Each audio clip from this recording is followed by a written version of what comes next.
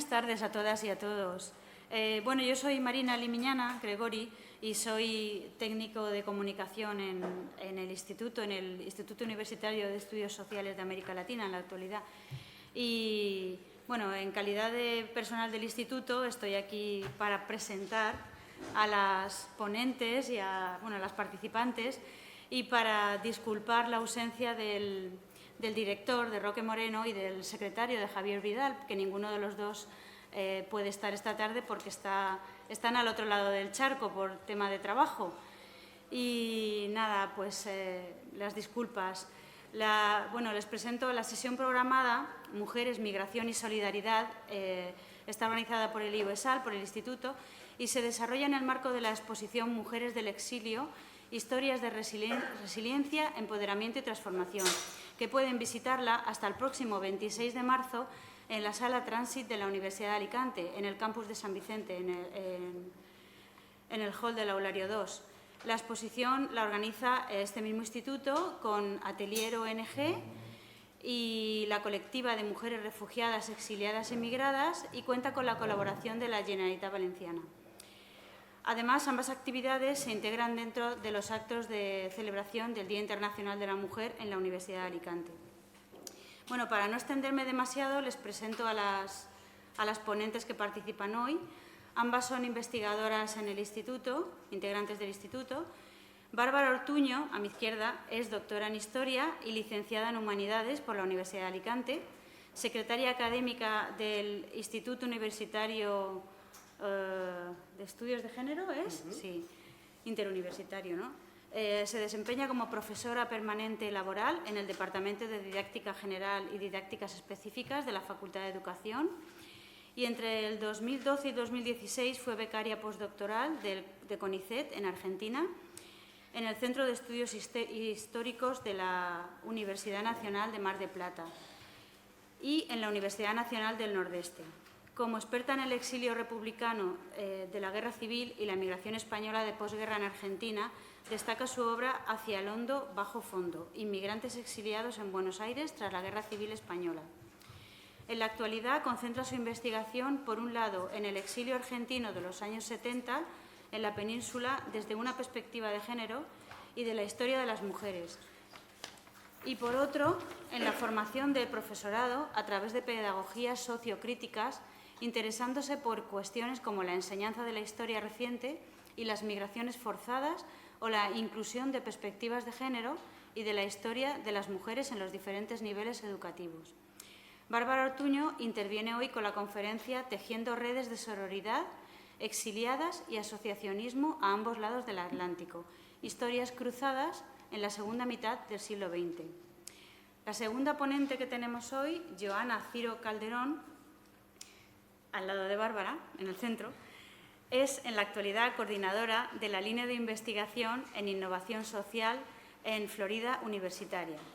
Doctora en Desarrollo Local e Innovación del Territorio con mención internacional, fue Premio Extraordinario de Doctorado y cum laude de la Universidad de Alicante. En su tesis doctoral Estrategia para el empoderamiento diferencial de la identidad cultural y el desarrollo local, estudio de caso de las mujeres indígenas NASA del municipio Santiago de Cali, Colombia, dirigida por el también investigador de este instituto, Antonio Martínez Puche, ha desarrollado una metodología de empoderamiento de la mujer indígena con enfoque étnico en las comunidades indígenas de Colombia. Joana interviene con la conferencia Mujer mestiza, migrante, un mundo donde quepan muchos mundos. Decirles que tras las intervenciones de las ponentes daremos paso a un diálogo o mesa de debate que va a contar con la participación de Leonora Castaño Cano, quien asiste en representación de Atelier ONG. Leonora es lideresa social, campesina y defensora de los derechos humanos de las mujeres. Es cofundadora y expresidenta de la Asociación Nacional de Mujeres Campesinas, Negras e Indígenas de Colombia. Premio Regional de Derechos Humanos de la organización La Morada de Chile. Women's Commission for Refugee Women and Children Voices. Bueno, of course, yo es que el inglés mal. Vale, queda grabado. 2004. Cofundadora de la asociación La Colectiva de Mujeres Refugiadas, Exiliadas y Migradas en España en 2015, de apoyo a las mujeres refugiadas de Colombia en España. Con la ONG Atelier y la Mesa de Apoyo a la Defensa de los Derechos Humanos de las Mujeres y la Paz en Colombia, con formación de 2017. Con formación y apoyo a la Cooperativa Transnacional de Cuidados Coomigrar de la Corporación Sisma Mujer de Colombia. Cofundadora del Foro Internacional de Víctimas en Barcelona. Colaboradora en la agenda propositiva de la Colectiva de Mujeres hacia las negociaciones de paz en La Habana, Cuba, y en la formulación de propuestas a la Unidad para las Víctimas al Centro de la Memoria Histórica, a ONU Mujeres. Participación en Congreso de los Diputados, en las Cortes Valencianas y en varios ayuntamientos de la Comunidad Valenciana, de las que se han logrado resoluciones y mociones de apoyo a los derechos de las mujeres y al proceso de paz en Colombia. En fin, el currículum es muy extenso, pero tampoco me voy a extender mucho más. Y bueno, y también ha tratado la formación en atención psicosocial a personas dependientes en instituciones. Y además es protagonista del libro escrito por Pilar Rueda Jiménez, Vivir con dignidad, historia de vida de Leonora Castaño Cano. Gracias por asistir y espero que disfruten. Les dejo con Bárbara primero. Vale, venga.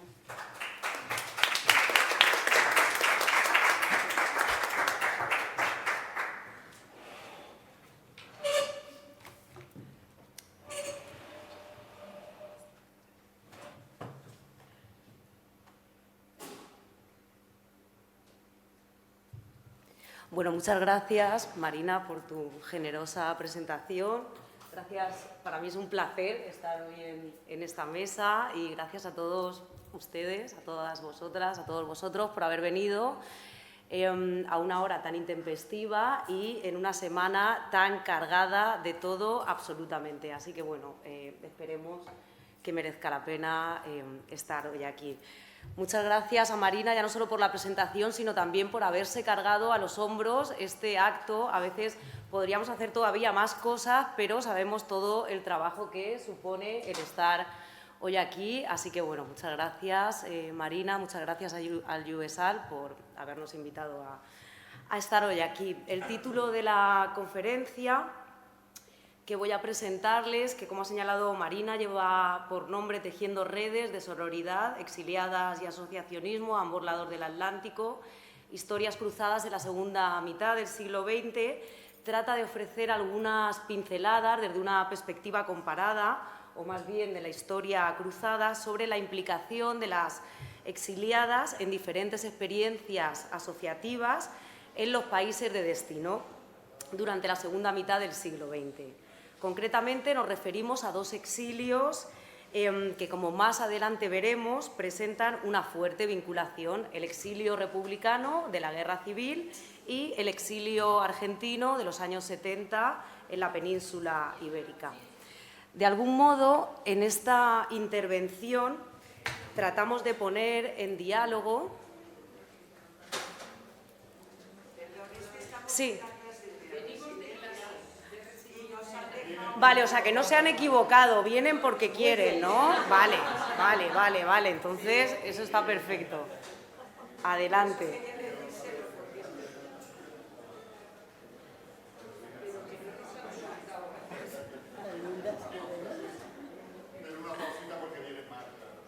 Vale.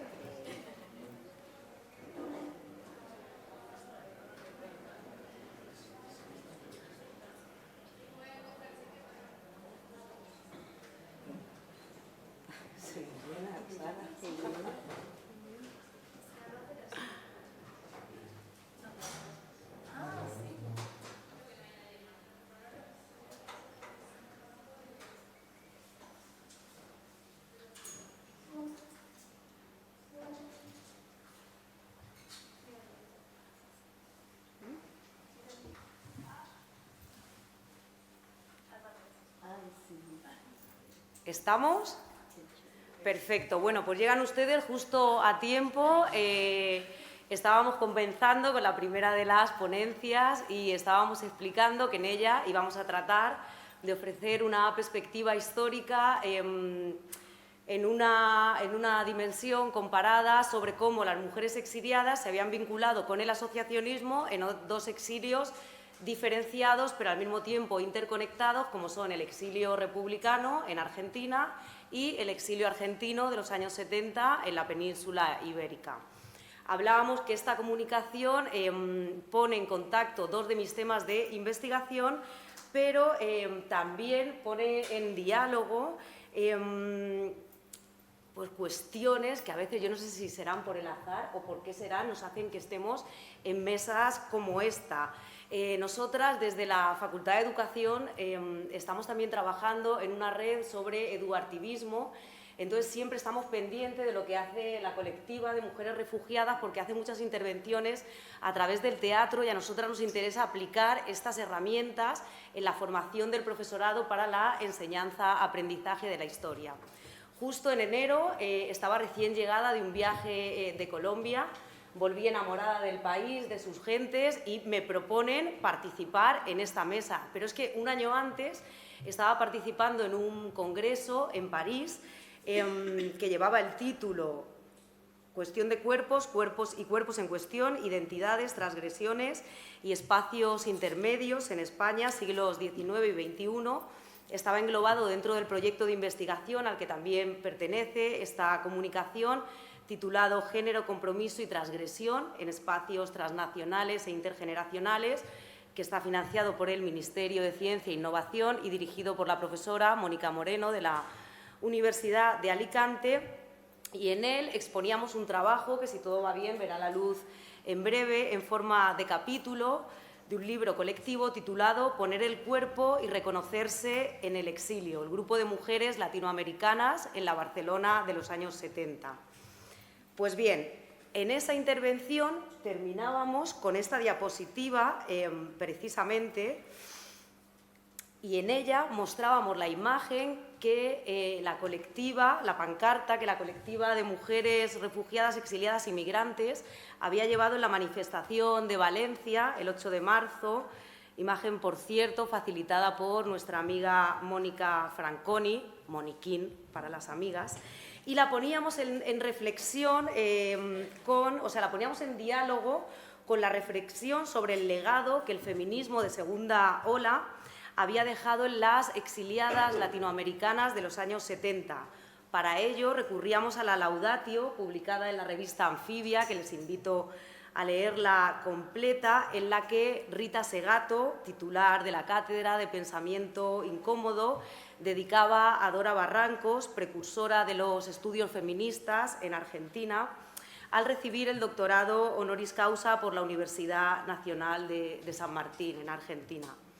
De ella, de esta Laudatio, aquí aparecen las dos convertidas en unas rockstar, en esa imagen que acompaña la Laudatio publicada por la revista Anfibia, destacamos el acento que puso Barrancos en el pozo, o sea, que Segato ponía en el pozo que Dora Barrancos había dejado en la academia al mostrar que se podía hacer ciencia de otra manera, es decir, cuidándonos, siendo solidarias, sin perder la alegría, acuerpándonos, siempre dice. Cuestiones que Barrancos, además, reitera que ella incorporó tras su experiencia exiliar durante los años 70 en Brasil y su acercamiento al feminismo, precisamente tras haber sido testigo de un feminicidio. Pues bien, casi un año después recibíamos la invitación del UESAL para participar en esta mesa redonda en la semana del 8 de marzo y en el contexto de la exposición que, como ha señalado Marina, la exposición titulada Mujeres del exilio, que estará expuesta en la Universidad de Alicante hasta el próximo 26 de mayo. De tal modo que nuestra propuesta consistió, tal y como ya hemos avanzado, en ofrecer algunas pinceladas sobre la participación de las mujeres exiliadas en el asociacionismo en dos contextos diferentes, la Argentina de los años 40 y la España de los años 70. Pues bien, como ustedes saben, la Guerra Civil Española se vivió en Argentina con una intensidad especial. En este sentido, fue determinante que en el país del Plata residiera la colonia española más abultada fuera de la península ibérica. La consecuencia más inmediata del golpe de Estado fallido del julio del 36 fue la división de la comunidad emigrada, lo cual provocó notables transformaciones en el tejido asociativo español, ya que las diferentes y múltiples sociedades étnicas se vieron obligadas de posicionarse a favor o en contra de los bandos contendientes. De los dos centros étnicos que aglutinaron los comités para fomentar y organizar la ayuda al gobierno republicano, dos adquirieron un notable protagonismo.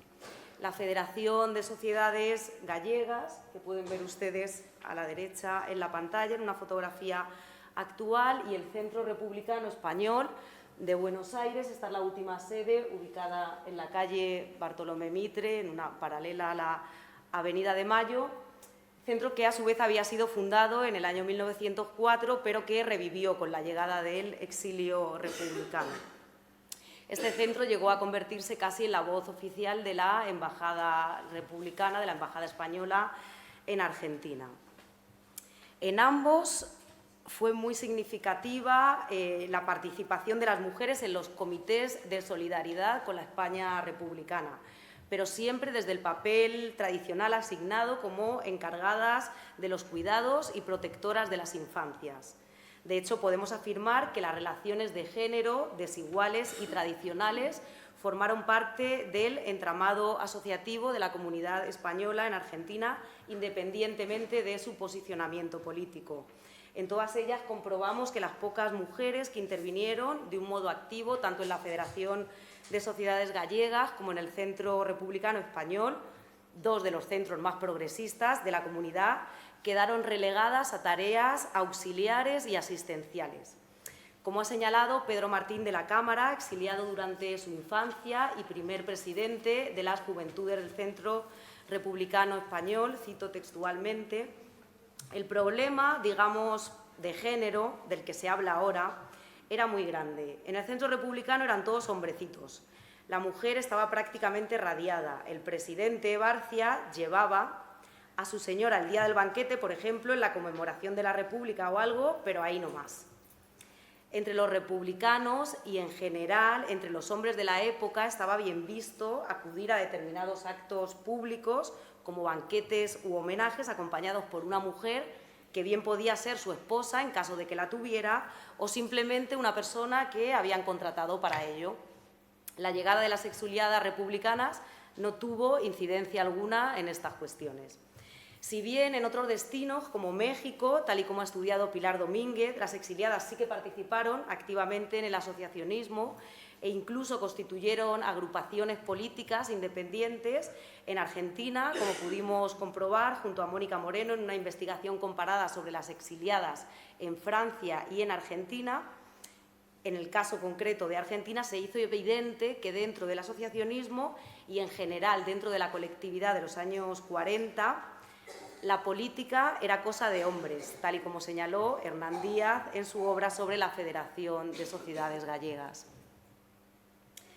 Una vez instaladas en el país de acogida, las mujeres españolas que lograron huir de la península ibérica para salvaguardar sus vidas de la brutal represión franquista, fueron testigos de cómo muchas de las conquistas durante la Segunda República quedaron relegadas a un segundo plano. Las exiliadas republicanas en Argentina volvieron casi en exclusiva al ámbito privado. Sin embargo, y esto es importante también remarcarlo, fueron un factor determinante en la integración en los países de destino, pues desempeñaron un papel clave en el asentamiento de sus familias. Muchas de ellas se convirtieron en el soporte del exilio con empleos poco cualificados, pero que suponían un salario para la familia, con el trabajo doméstico, la crianza de los hijos e hijas y la pervivencia de elementos españoles y de las distintas regiones en la vida cotidiana, la cocina, la conservación de las lenguas peninsulares e incluso la forma de pronunciar el castellano. Una serie de actividades no reconocidas, pero que fueron fundamentales para la proyección social y profesional de los esposos e hijos adultos. Esto no quiere decir que no participaran del asociacionismo, pero siempre en los términos referidos anteriormente. De hecho, es relevante que en el Centro Republicano Español, de las 106 solicitudes de ingreso conservadas para 1939, aquí tienen algunas de ellas, solo 8 corresponden a mujeres y de las 94 de 1942, únicamente 3. Existió, además, una sección femenina que actuó eventualmente y una comisión de damas en representación de las mujeres del Centro Republicano, que solía estar presidida por alguna de las esposas de los miembros más destacados del centro. Y si bien tenemos constancia de que esta comisión celebró algunos actos y homenajes políticos, pues estos tuvieron un carácter más bien puntual. Una vez más, las palabras de Pedro Martín de la Cámara son elocuentes en este sentido. Vuelvo a su entrevista. María Martínez Sierra, la escritora, que vivía en un hotel en Leblanc, colaboraba con el centro, pero la llamaban para colaborar en determinado momento. María, quiere venir a dar una conferencia, día 17 de octubre a las 18 horas, iba a dar la conferencia, a las 19 terminaba la conferencia y a las 19:10 se iba. El Centro Republicano era así, esa es la realidad, así que lamento no transmitirle una imagen más progresista, pero era así. No quiero decir que personas como María Martínez Sierra o qué sé yo, cuando aparecía alguna discípula de Luis Jiménez de Asúa o algo se le cerraban las puertas, eso no, pero no era lo habitual, no sé si había problemas, pero no se las veía. Bueno, para transmitir una imagen de progresismo en ese sentido, no. Y lo mismo sucedió en otros espacios de sociabilidad dentro del exilio, como fueron las casas particulares. Carmen Marina Garganta, residente en la ciudad de La Plata, capital de la provincia de Buenos Aires, recordaba estas reuniones en las casas de su padre y de su tío, Juan y Agapito Garganta, en estos términos. Al terminar las conferencias, se los invitaba a cenar en nuestras casas. En esas ocasiones eran mamá, Ana María Medrano, o tía Feli las que preparaban la comida. Trajinaban entre ollas y sartenes 1 o 2 días antes. El resultado siempre eran platos que los invitados elogiaban sin retacear adjetivos. La familia Garganta, y aquí tenemos a una descendiente de la familia Garganta, que no voy a decir quién es perfecta para comenzar a dar este salto hacia los años 70. Esta familia, cuyos hombres habían emigrado desde España hacia Argentina en los años 30, aglutinó a la comunidad republicana de la ciudad de La Plata y recibió a todas las personalidades del exilio que pasaron o se asentaron en Buenos Aires. Sin embargo, la nieta de Juan Garganta, Paula Garganta, que según sus palabras había aprendido sobre democracia y causas justas precisamente en su casa, acabó haciendo, según sus palabras, todo lo que de ella no se esperaba. Estudió historia, se hizo peronista, abandonó la carrera para casarse, se quedó embarazada y tuvo que salir al exilio en los años 70 con 22 años y 2 hijas de 1 y 2 años.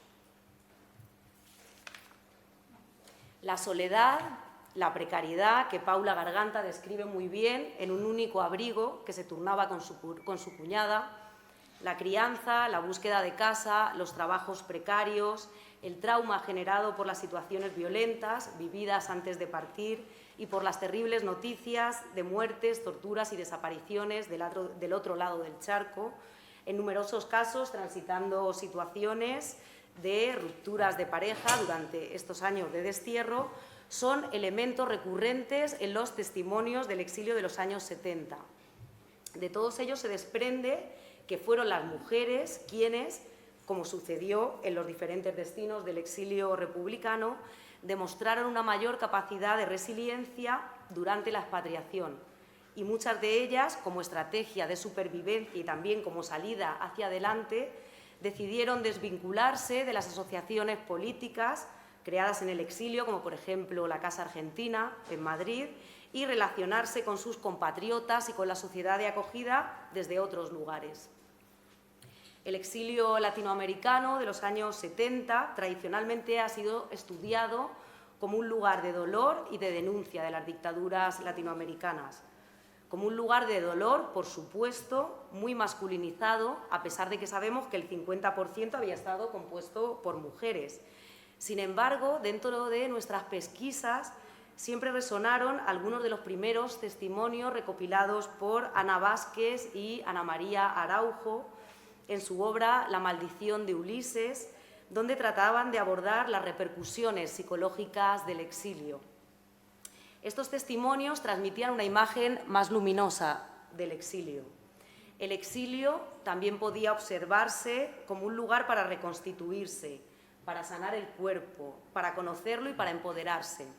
Así, a través de ellos y del trabajo con fuentes orales, con epistolarios, con autobiografías de exiliadas argentinas, como Elsa Plaza, a quien pueden ver aquí a la derecha, con su amiga Soniña, exiliada en Brasil cuando vino a visitarla a Barcelona, o Liria da Grasa, la negra Lili, para las amigas también, la veis ahí con sus florecitas en el cabello, está en esta foto con el grupo de mujeres latinoamericanas, en un fin de semana campestre a las afueras de Barcelona, allá por el año 80, año 81.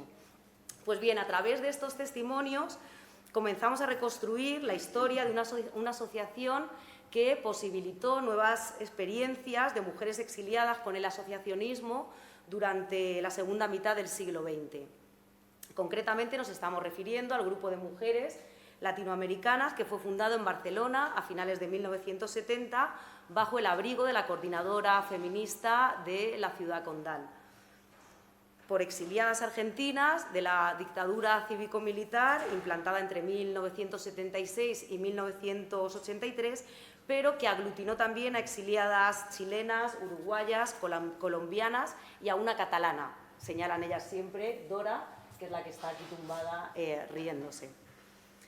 El mismo supuso una experiencia asociativa excepcional dentro de la península en el contexto de la post-dictadura franquista, ya que, hasta donde nosotras sabemos, fue la única asociación de corte feminista que aunó a exiliadas de diferentes países de América Latina, en particular del Cono Sur. De este modo, en España se reprodujo un modelo asociativo ya vigente en otras ciudades de Europa, que incorporaba entre sus prácticas las campañas de denuncia contra las dictaduras del Cono Sur, además de asumir la agenda del feminismo y las particulares reivindicaciones de las mujeres migrantes. Esta cuestión también es importante, ya que entre sus objetivos se hallaba el de aglutinar a las mujeres latinoamericanas desplazadas al otro lado del Atlántico, más allá de las causas que originaron su expatriación. Se trataba, por tanto, de crear un espacio propio, independiente de las estructuras partidarias y, por tanto, de sus compañeros de militancia y, en múltiples casos, de vida, donde fuera posible compartir y buscar soluciones a los problemas cotidianos que atravesaban en las sociedades de recepción, pero también en sus hogares, porque el patriarcado, en términos de Kate Millett, tal y como ustedes saben, estaba presente en la intimidad, en la familia y en la sexualidad. El feminismo de segunda ola, que hoy podemos identificar con el lema de lo personal es político, fue determinante en este modelo asociativo. Los grupos de mujeres latinoamericanas en la Europa de los años 70 tuvieron también su propio debate sobre la doble militancia, así como los contextos específicos y las coyunturas particulares de las mujeres en los diferentes países de Latinoamérica. Pero además, igual que las mujeres en Europa, reclamaron derechos para decidir sobre sus maternidades, información y educación sexual, anticonceptivos y aborto libre y gratuito, posicionándose además en contra de los planes de esterilización forzosa llevados a cabo. Ella denunciaba que estaban siendo llevados a cabo de manera sistemática y masiva en los sectores más pobres de la población, así como en contra de, se posicionaron también, además de todos estos temas, en contra de cualquier práctica de violencia sexual contra las mujeres. Los testimonios recabados hasta el momento apuntan a que muchas se acercaron al grupo de mujeres latinoamericanas siguiendo las recomendaciones de redes informales tejidas en el país de acogida para resolver cuestiones prácticas de su día a día. Algunas llegaron a través de la coordinadora feminista, a la que a su vez habían acudido para solicitar ayudas para poder abortar en el exterior. Otras porque supieron de un espacio creado por compatriotas donde se intercambiaban recomendaciones para lograr un trabajo o información sobre guarderías, escuelas, anticonceptivos o trámites migratorios. Asimismo, también hubo quien se acercó porque supo de un lugar donde, además de política, como si esto no fuera suficiente política, se podía compartir los problemas de pareja o jornadas para aprender y disfrutar de la sexualidad y del cuerpo. Cuestiones todas ellas que nos permiten abrir una ventana para pensar con otro aire y desde otra perspectiva el exilio argentino y en general los exilios latinoamericanos de los años 70, de los años 60, de los años 70, de los años 80, de los largos 60. Desde luego, y ya vamos concluyendo, señalamos que el grupo de mujeres latinoamericanas representa una de las caras más visibles de una red materializada en acciones transnacionales sustentadas por mujeres comprometidas con proyectos de cambio social progresistas que huyeron de sus países con el objetivo de salvaguardar sus vidas hacia un exilio que en ocasiones se tornó definitivo. Asimismo, sostenemos la hipótesis de que el grupo de mujeres latinoamericanas, a pesar de su corta vida, supuso el germen de las asociaciones de mujeres refugiadas y migrantes en la península ibérica, cuestión que después podemos debatir con nuestras compañeras de mesa. Y por último, podemos señalar que los exilios en absoluto fueron exilios dorados, como se empeñaron en defender sus detractores y detractoras, pero tampoco eternos valles de lágrimas impregnados de pérdidas, nostalgia, dolor. Los exilios también fueron espacios de recomposición y aprendizaje, donde a través de políticas que incorporaban la alegría, los cuidados, los autocuidados, se reconfiguraron las relaciones de género y se forjaron fuertes vínculos solidarios y de amistad que han perdurado hasta la actualidad, demostrando, como señalaba la pancarta de la colectiva de mujeres refugiadas, exiliadas y migradas, con la que comenzábamos nuestra intervención, que la sororidad puede ser y es, allá donde estemos, una práctica ética y política para unir, sanar, tender puentes, abrir caminos y desarticular toda violencia y discriminación contra las mujeres. Muchas gracias.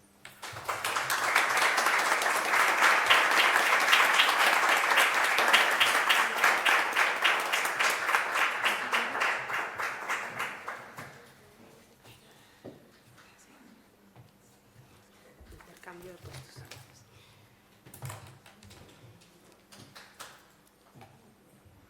Gracias, Martín. Buenas noches. Muchas gracias, Bárbara. Muchas gracias. Estoy muy honrada, muy agradecida de estar aquí compartiendo este espacio, muy agradecida a la Universidad de Alicante, al UESAL, a la colectiva, obviamente a Marina, que ha estado ahí tejiendo este encuentro, a tantas caras conocidas, que estos encuentros siempre son bonitos para sanar. Yo quiero empezar también hablando de mi lugar de enunciación, así como es el título, es mi lugar de enunciación. Intento no caer en las lógicas coloniales, ¿no?, de jerarquizar el conocimiento, y siempre pasa que cuando uno está aquí parece que es el que sabe, ¿no?, y más lejos de la realidad. Para mí es muy importante empezar por ahí, hablar que yo vengo a narrarles una historia de vida, a narrarles que mi tesis doctoral es una tesis o un trabajo de investigación colectivo, donde mi lugar de enunciación es que yo soy una facilitadora, una acompañante de procesos, que lo hago porque lo necesito yo, como ser humano, como persona. Yo me encontré saliendo de mi país y estando aquí muy perdida, viéndome sin raíz, viéndome que me decían que me tenía que integrar, y integrarme era perder mi identidad, ¿no? Entonces nace mi hijo y me cuestiono mucho qué le iba a dejar, qué legado le iba a dejar a mi hijo, y ahí es cuando, gracias a su papá también, que me dejó llevarme un niño de 3 meses a Colombia a caminar con mi comunidad indígena. Yo soy mestiza, pero me reconozco políticamente como indígena. De ahí mujer, mestiza, migrante, porque ese es mi dolor, es lo que me atraviesa, pero también es mi celebración, ¿no? Esta charla, esta narrativa está en clave sobre la liberación de la tierra, que es la consigna del pueblo Nasa, la tierra, los cuerpos y sobre todo los cuerpos de las mujeres y los territorios, ¿no? Entonces, me gusta mucho, hice un pantallazo de la página del CRIP que dice, disculpen las molestias, indígenas liberando la madre tierra. Así digo, disculpen las molestias, mujeres liberándonos a nosotras mismas. Y entonces, para romper un poco el hielo, porque yo vengo un poco, lo hablábamos con Bárbara, yo vengo de la práctica, a pesar de que me dedico a la investigación, me gusta la práctica, lo que no se puede traducir en hechos me cuesta mucho. Entonces me gustaría preguntaros, para romper el hielo, ¿qué luna es hoy 7 de marzo del 2024? ¿Sabemos? Alcemos la mano los que sabemos qué luna es hoy. A ver. No, pero la luna, si es luna llena, cuarto menguante, ¿qué es? Muy bien, Hilda, muy bien, muy bien. Muy bien, pero no es gratuito esta pregunta, porque algo que en este caminito de desaprender he tenido la suerte o la alegría es aprender a entender que hay que relacionarnos con todo. O sea, mi primer desaprendizaje es que venimos a una conferencia pero no nos preguntamos todo lo que la vida nos está regalando y lo que es estar en armonía y en equilibrio con la naturaleza. Y sí, efectivamente es luna menguante, donde suceden un montón de cosas, ¿no? Y donde nuestros cuerpos reaccionan con esto. Y lo pongo ahí porque siempre que pasa esto, y eso lo aprendí de una activista que quiero mucho, que es Lorena Cabal, que siempre hace esa pregunta, y yo la amo con locura, y digo, qué bien que se haga esa pregunta para también despertarnos y ver qué tan dormidos estamos en nuestra cotidianidad, en nuestra vida, ¿no? Vamos, y todos se lo preguntamos a internet, no estamos relacionados con esto, y para mí eso fue uno de mis desaprendizajes. Y quiero empezar esta charla poniendo la intención. Para mí es muy importante honrar la memoria de Catalina Achipís, que es la consejera mayor del pueblo Nasa en la ciudad de Cali. Ella trascendió hace 2 años y pongo en intención porque yo estoy aquí gracias a que ella creyó que otros mundos son posibles, otras realidades son posibles. Catalina por primera vez salió de Colombia para venir aquí con la ilusión de que se hiciera justicia epistémica, que los saberes y los conocimientos indígenas dejaran de ser exotizados y banalizados y se pusieran al mismo nivel del conocimiento científico, ¿no?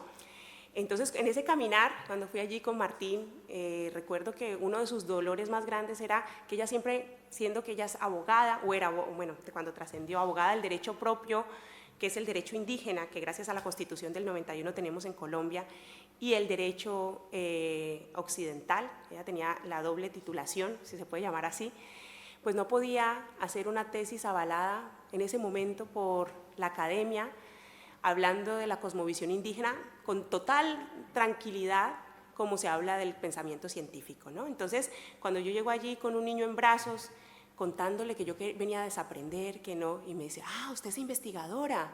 Entonces, sí, yo investigo, tal. Entonces, ahí me hicieron la trazabilidad, si mi papá era indígena, bueno, todo esto para poder comenzar a caminar. Y entonces, ahí va la historia. Os la contaré en 3 partes. Una es nombrando, para mí es importante, lo que no se nombra no existe, resignificar, que eso es un poco también mi camino, ha sido resignificar porque estoy aquí, para qué estoy, para qué sirvo, ¿no? ¿Cuál es mi servicio?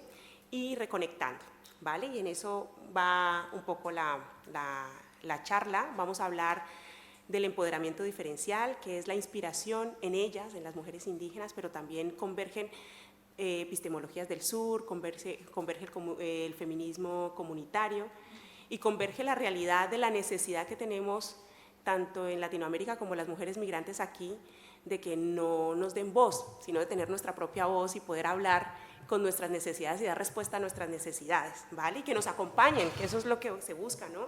Que nos acompañen y no que hablen por nosotras. Entonces, con estas premisas fundamentales, parto de la comprensión del mundo, que es mucho más amplia, ¿no?, que la comprensión occidental. Parto de que la transformación progresista del mundo puede ocurrir por caminos no previstos por el pensamiento occidental, y eso es importante, ¿no? Dejo claro esa premisa para no herir susceptibilidades, que la diversidad del mundo es infinita, como dice Sousa Santos en las epistemologías del sur. Una diversidad que incluye modos muy distintos de ser, pensar y sentir, de concebir el tiempo. Escuchar muy bien eso, de concebir el tiempo, que para la cosmovisión indígena es muy diferente a la relación que tenemos nosotros. La relación entre los seres humanos, entre humanos y los no humanos, de mirar el pasado y el futuro, de organizar colectivamente la vida, la producción de los bienes y servicios. Esta inmensidad de alternativas de vida, de convivencia, de interacción con el mundo, queda en gran medida desperdiciada por las teorías y los conceptos desarrollados por el norte global. Entonces, hay que reconocer la multiplicidad, o la invitación con este espacio es a reconocer la multiplicidad de saberes y de conocimientos que están más allá de los campos hegemónicos vistos como únicos campos de la producción del saber, ¿no? Entonces, siempre esto será un acto de justicia epistémica, honrando la intención de Catalina, que estaría feliz de que sigamos y después de dar ese paso y de haber presentado juntas, porque ella vino para la defensa de la tesis, para la entrega del premio, orgullosa de que en estos espacios se siga dando estos espacios de reflexión y también de cuestionarnos los privilegios de Occidente. Bueno, pues empiezo. Entonces llego ahí y claro, hay un problema muy grande, ¿no? Es el problema que tenemos también las mujeres migrantes aquí y que lo tienen las mujeres exiliadas de su territorio, ya sea por violencia, que es en gran medida lo que pasa en Colombia, o ya sea por el desbordamiento del río Páez, que fue una de las causas principales por las que las mujeres de tierra adentro, las mujeres NASA, tuvieron que exiliarse en ciudades como Cali, ¿no? Aunque Cali, y justamente por el pensamiento colonial, se aleja, parece ser que no fuera un territorio indígena, pero Cali, en Nasayúe, que es la lengua indígena, significa tejido sin aguja, o sea, más indígena, más NASA no puede ser, pero bueno, hay que reivindicar. Entonces, yo me encuentro con que llego allí, yo pensando, ¿no?, en esa construcción, porque en ese desaprender yo venía de estudiar las comunidades indígenas, y entonces a mí la maternidad, como hecho fundamental en mi vida, que puede ser que no, que a unas no, pero a mí me pasó con esa necesidad de dejar un legado distinto, a dejar un buen ser humano a esta tierra, me cuestionaba mucho cuál era ese papel que teníamos que hacer desde la investigación, y, oh sorpresa, me di cuenta que no teníamos que hacer ningún papel, y que lo mejor que podíamos hacer era acompañar y escuchar. Y en ese acompañar y escuchar encontré que las mujeres en contexto de Ciudad NASA, que ya habían ido de generación en generación, solo tenían el apellido NASA, porque ellas mismas no se reconocían como NASA, claro, víctimas de un proceso de discriminación constante, étnico, porque en Colombia no puede haber más racismo con las comunidades indígenas y negras, o sea, yo creo que es peor que aquí. ¿A que sí? Bueno, lo asentamos. Es dolorosísimo, entonces llegas en una situación de vulnerabilidad, físicamente eres diferente, no hablas castellano, no tienes posibilidades. Entonces, ¿qué te queda? Pues te quedan, la mayoría de los casos, que te esclavicen, porque ser trabajadora del hogar y del cuidado no es problema, pero sí que te esclavicen. Entonces, tenemos el caso, y voy a contarlo aquí, de una niña de 14 años que la esclavizan, una periodista en Cali, Colombia, y entonces la encerraba como trabajadora del hogar y del cuidado, y la niña, algo que tienen las comunidades indígenas y las personas indígenas, que tienen mucho cuidado de la palabra y de dejar bien a la comunidad. O sea, si tú vas y dices que eres NASA o eres de alguna comunidad indígena, guayú, o sea, tú haces todo lo mejor posible porque tú sabes que representas a la comunidad. Pues ella lo tenía grabado en su alma, pero tenía hambre. Se ve que la dejaban con muy poca comida y tenía hambre, genuinamente, esta niña de 14 años, y se comió unas galletas de la dueña de la casa, ¿no? Y sintió tanta vergüenza y dejó una notica en Nasayúe diciendo que le daba mucha vergüenza, y cogió las sábanas de la casa en un 9º piso, perdonadme si no me acuerdo bien de la historia, porque además me emociona mucho, y amarró las sábanas e intentó escaparse porque tenía miedo que la señora de la casa le pegara o la maltratara cuando llegara y viera que se había comido una galleta, con la mala suerte que la niña cayó de ese 9º piso, ¿no? Y entonces ahí es cuando muchas personas, mujeres, NASA especialmente, que son las que más, la cosmovisión NASA es matriarcal, ¿no? Y además en la guerra casi siempre son los hombres los que van a la guerra, entonces el conjunto de mujeres comenzó a preocuparse y esto no podía pasar, ¿no? Y entre ellas Catalina entonces decidió, inspirada y por no dejar el nombre de esta niña,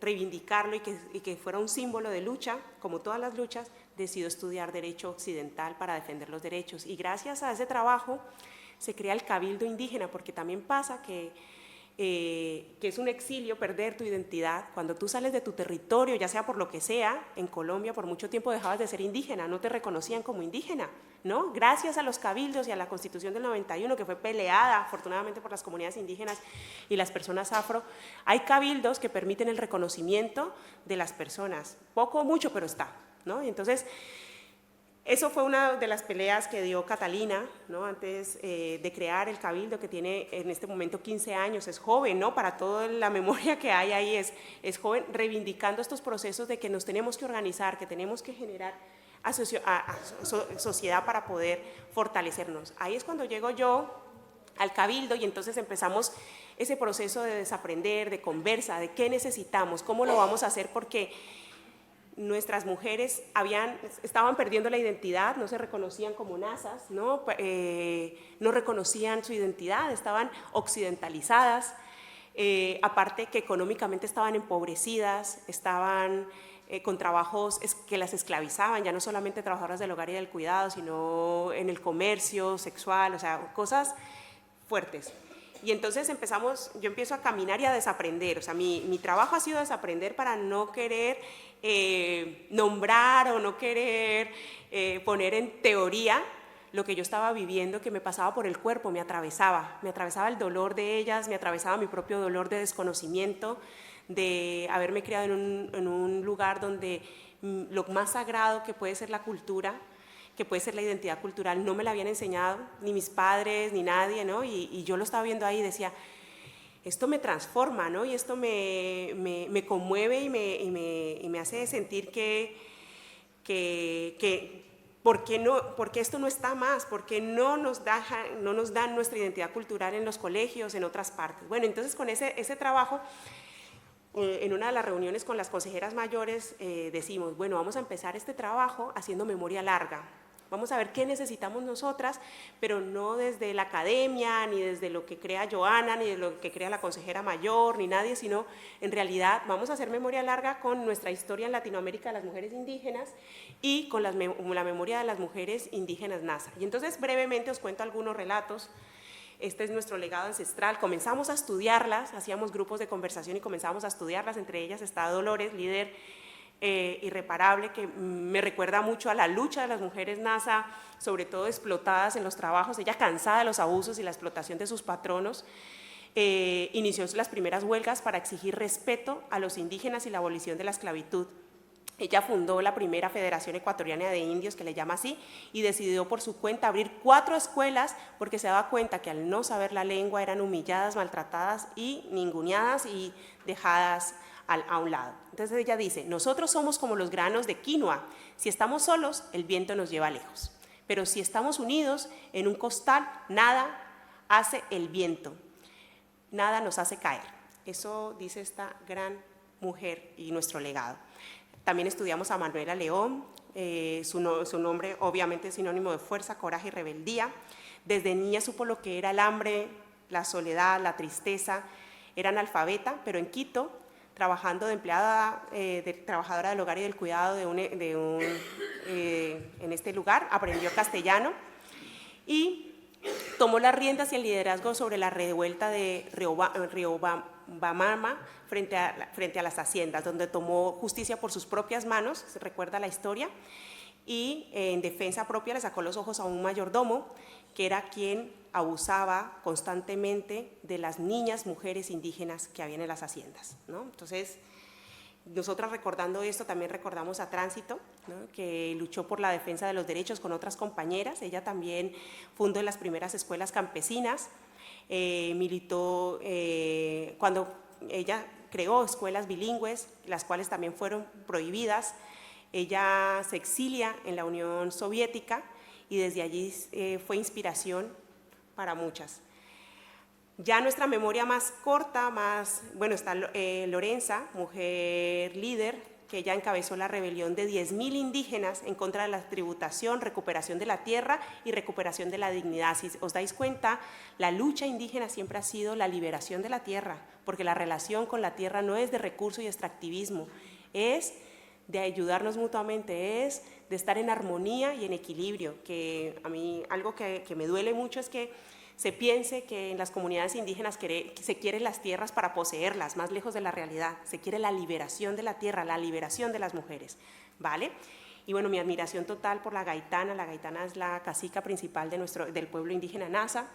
Esta mujer comandó un ejército de 15.000 hombres en contra de los invasores que estaban comandados por Pedro Añasco, además en venganza de su hijo, que fue asesinado, quemado, y bueno, esto fue lo que desató en ella ese dolor tan grande de lucha y de resistencia, y que hoy por hoy es el comienzo de muchas. Y en la memoria corta tenemos a 3 mujeres, entre ellas la primera consejera mayor del pueblo Nasa. Imaginaros, en el 2007 apenas viene ya a ser una consejera mayor, nuestra Aida Marina Quilcue. Ella lideró la minga de resistencia que se tomó las vías de la Panamericana en la ciudad de Popayán hasta Cali, entre los departamentos del Cauca y el Valle. Más de 45.000 indígenas, una de las movilizaciones más grandes de Colombia, la lideró ella, y a partir de ahí se crearon varias líneas de trabajo del CRIC, ¿vale?, donde lo ponen. Y bueno, las que están en contexto de ciudad, que están haciendo una lucha silenciosa, pero que yo la visibilizo, que es, como os conté, Catalina Chipís, la consejera mayor que la tuvimos aquí, tuvimos la suerte de contar, de estar entre nosotros, de caminar la palabra y venir aquí con nosotras. Y está Adriana Mensa. Ellas llevan un trabajo muy grande, ellas se han infiltrado, digo yo, en las instituciones también para hacer transformación desde adentro, y una lucha de mucha resistencia, también de mucha astucia y mucha estrategia, diría yo, para poder pervivir en una sociedad donde muchas veces por tus rasgos étnicos estás destinado simplemente a otros quehaceres, ¿no? Entonces, bueno, después de hacer esa memoria larga y decir, ay, pues tenemos de dónde, ¿no?, y inspirarnos, porque las mujeres éramos 22 mujeres que estábamos haciendo esta reflexión y se dieron cuenta que, ay, qué bien ser indígenas, ¿no? Ya no esa visión discriminatoria y de que sí, de mucho dolor y de mucha, que nos atravesaba el cuerpo, pero también esto nos inspiraba y decía, bueno, habían historias duras de nuestras mujeres, porque esta solamente es por mostrar por arriba. ¿Cómo lo hacemos? Listo, Joana, vamos a eso. ¿Cómo hacemos? ¿Qué hacemos? Entonces comenzamos a debatirnos esto, cómo lo íbamos a hacer para no repetir los patrones de Occidente, para no seguir por ese mismo camino. Y entonces encontramos que para nosotros allí en esa reflexión era sobre todo importante no copiar el pensamiento lineal de Occidente, ¿no? El pensamiento lineal que es uno nace, crece, se reproduce, se hipoteca y muere, ¿no? O sea, o consigue un trabajo y muere, ¿no? Es un poco lineal, ¿no? O causa-efecto, yo hago esto y pasa esto. El pensamiento, diciéndolo muy a grosso modo, habla de un pensamiento en espiral, donde todo es un recurso, donde por eso hablábamos del no tiempo, o la diferencia que hay para la cosmovisión indígena del tiempo, del espacio, del lugar, del territorio, de la relación con los seres, ¿no? Es muy diferente a cómo lo vemos nosotros. Nosotros normalmente el agua es un recurso, la tierra es un recurso, y entonces miramos la calidad del agua y de la tierra, pero para explotarla y para usarla. Allí no, allí hay una relación profunda, pero es por el pensamiento en espiral. Claro, a mí se me dio el reto de haga una tesis, señora Joana, desde la cosmovisión indígena, haciendo el paradigma indígena de investigación. Y eso preséntelo allá en España a ver si cuela, ¿no? Porque en Colombia no querían que se presentara, se reían en la cara de las compañeras cuando se intentaba hacer algún trabajo de investigación en esta naturaleza. Entonces, claro, dijimos, vale, vamos a apoyarnos de esto que tiene fundamento científico y va más entonado con nosotros, pero también vamos a hablar de el marco de autonomías que propone el Observatorio de Igualdad de la CEPAL, ¿no? Y decíamos, es importantísimo darnos cuenta que nos falta, y vimos que nos faltaba muchísimo en las autonomías, pero no nos quedamos quietas y dijimos, sí, esas 3 autonomías nos valen, la autonomía física, la autonomía en toma de decisiones, la autonomía económica, pero una que para nosotros es fundamental es la cultural y espiritual. Y entonces, ¿qué hicimos? Dijimos, muy bien, pero entonces miremos qué están diciendo las compañeras del feminismo comunitario para estas autonomías. porque ellas tienen un trabajo más largo que nosotros, más reflexivo, cómo lo traemos para comenzar a trabajar. Entonces vimos que efectivamente ellas tenían un trabajo interesante en materia de autonomías, que hablaba ya de los niveles desde el pensamiento en espiral, que hablaba de la autonomía física, no solamente como lo describe la CEPAL, que son los derechos reproductivos, de mi cuerpo es mío, yo soy dueña de este cuerpo, de este territorio, lo defiendo y lo cuido, ¿no? Sino que se hablaba también de el cuerpo como una acción, ¿vale? Y era ese cuerpo de resistencia, ese cuerpo donde convergen o que nos lo marcan, ¿no? para disminuirnos y para que socialmente no podamos ejercer nuestro poder, pero también es un cuerpo que no solamente ostenta y es botín de guerra y de presión, sino también de libertad, ¿no? Hablan las compañeras feministas comunitarias. Luego hablábamos de la toma de decisiones y en la CEPAL hablaban de que las mujeres estuvieran en diferentes niveles de toma de decisiones del Estado, donde se tomaran las decisiones y no las tomaran por ellas, ¿no?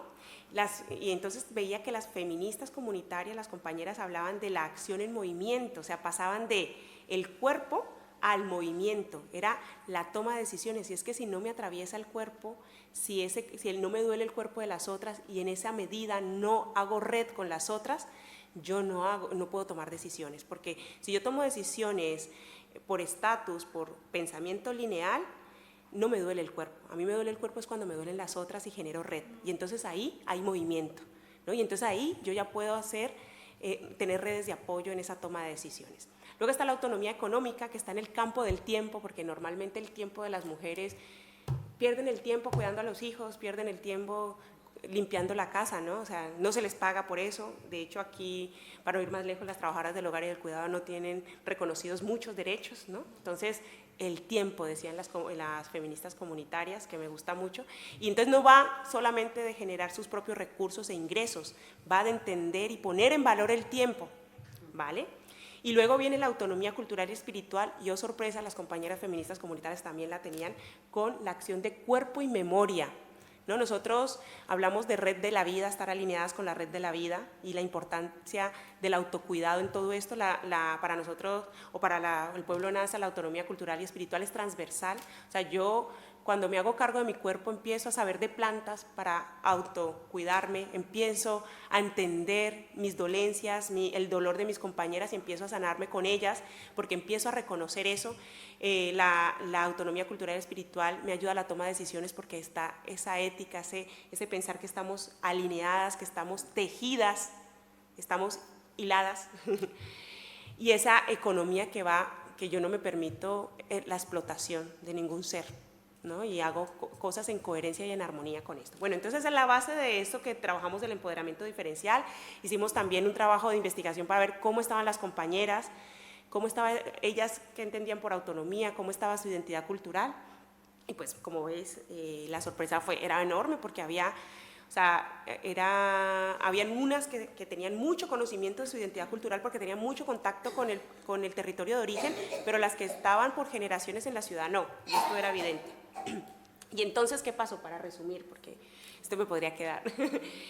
Comenzamos ese proceso de empoderamiento diferencial, de comenzar a trabajar las autonomías, las plantas, de comenzar a trabajar la autonomía en toma de decisiones, la autonomía económica, y de los resultados fue, para empezar, que sí, queríamos ser económicamente sostenibles, pero no a cualquier precio y no de cualquier manera. Entonces comenzamos a mirar figuras jurídicas y vimos que las cooperativas, que es una persona, un voto, tenía, adaptándola obviamente y más desde la visión NASA, pues podía ser una figura jurídica que funcionara.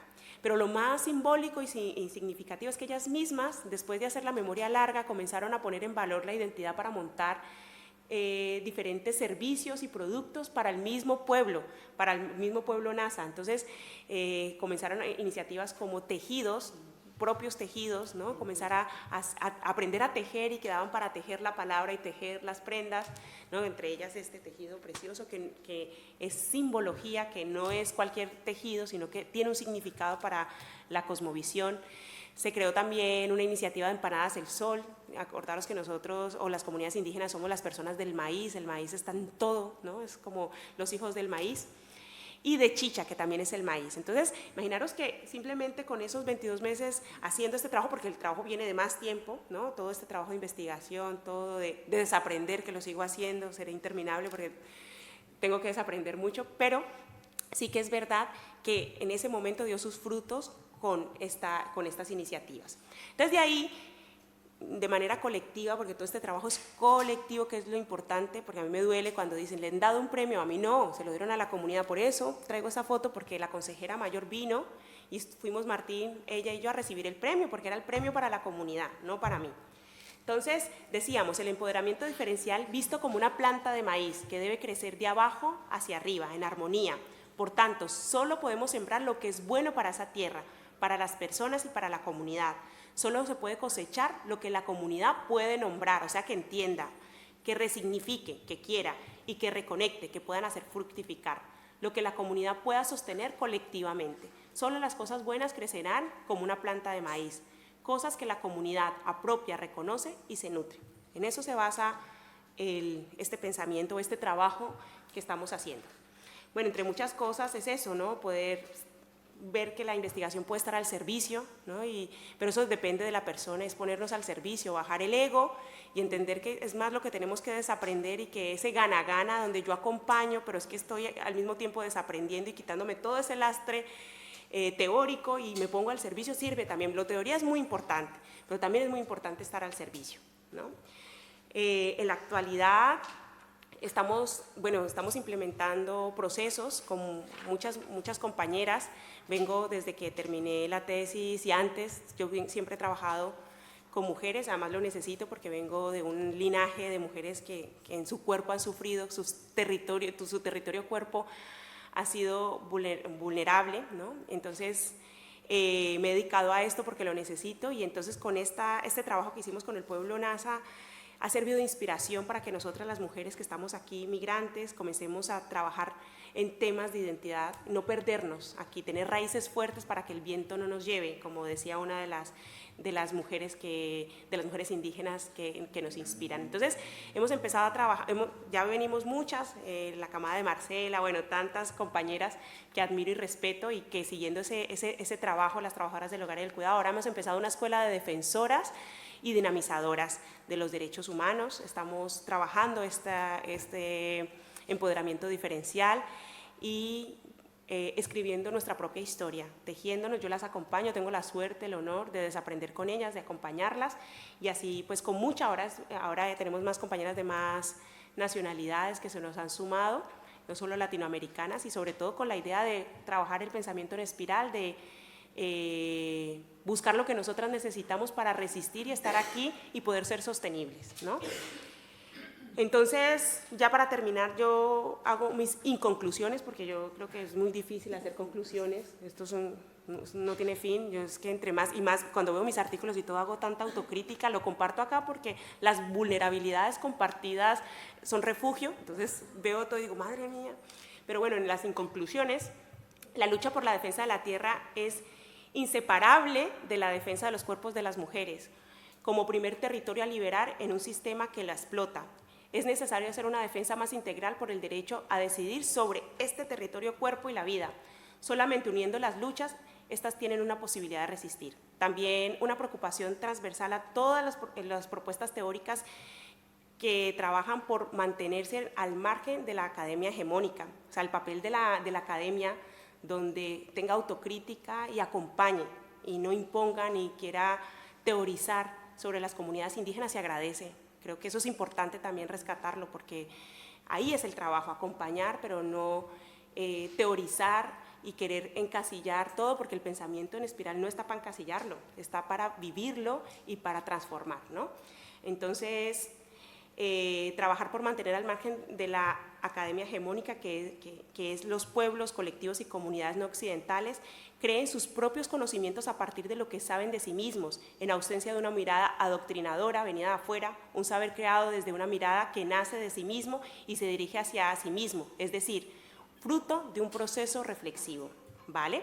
Y por último, este trabajo de empoderamiento diferencial, que a mí es que la palabra empoderamiento no me gusta, pero para que pudiera caber en la academia y poder estar hoy aquí, pues lo digo, pero a mí me gusta es posicionamiento diferencial, implica el reconocimiento de las formas particulares en que se ha vivido y sufrido, se vive y se sufre el sistema opresor en el cual se desarrolla la existencia de las mujeres indígenas, las mujeres migrantes, no todas nosotras, representado la interseccionalidad de las desigualdades que sufre de forma cotidiana, en tanto género, pertenencia étnica y clase, entendidas estas como el empobrecimiento a las que están sometidas. En este entender del mundo desde y para sí mismas, desde el propio dolor, la propia necesidad y las propias categorías. Y nada, cierro ya, os invito, me encanta esta canción de resistencia del resguardo indígena que habla de la tierra y de la liberación de la tierra, pero creo que no nos da tiempo de poner un minuto la canción, ¿sí? ¿Queréis? ¿La escucháis? Sí. Sí. Porque este es el vehículo, ¿no? El arte, no sé si aquí se... A ver... Perdonar, me toca copiarlo porque se ve que, a ver,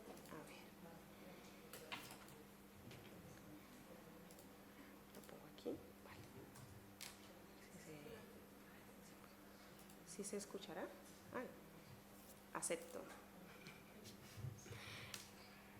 A ver, no se escucha. Ah, sí. Montaña soy, sol y trueno, lluvia, viento y primavera. Si no aprendes a quererme, ¿cómo puedo yo quererte?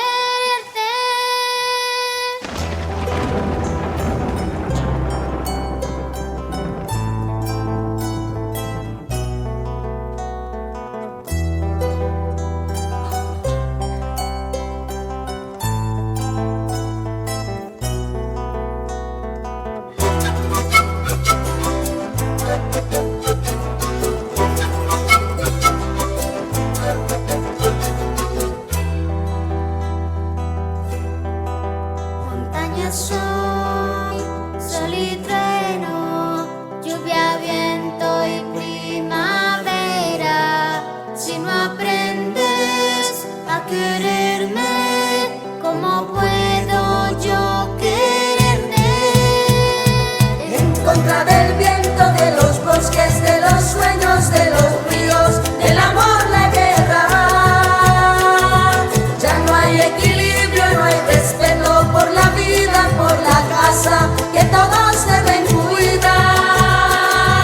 ¿Qué hay en tu corazón? No hay amor, solo en tu destrucción sufrirás. Espero que quedéis con ganas de más de esto.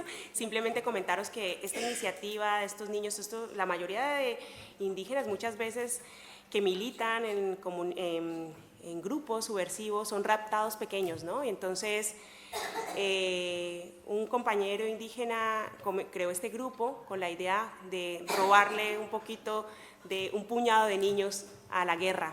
Y por eso esta canción para mí me atraviesa y espero que la disfrutéis. Cualquier cosa, ahí tenéis los datos y simplemente decir que donde hay mujeres que están educadas y que pueden incidir en economías productivas y sólidas, donde están plenamente representadas, pues hay sociedades más estables y pacíficas, ¿no? Y entonces la lucha es esa, por la liberación de la tierra y del cuerpo territorio de las mujeres. Así que gracias.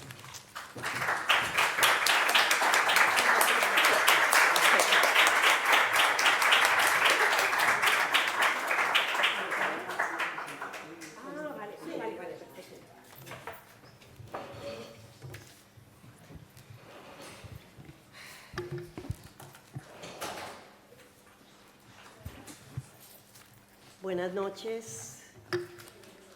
Bueno, nada más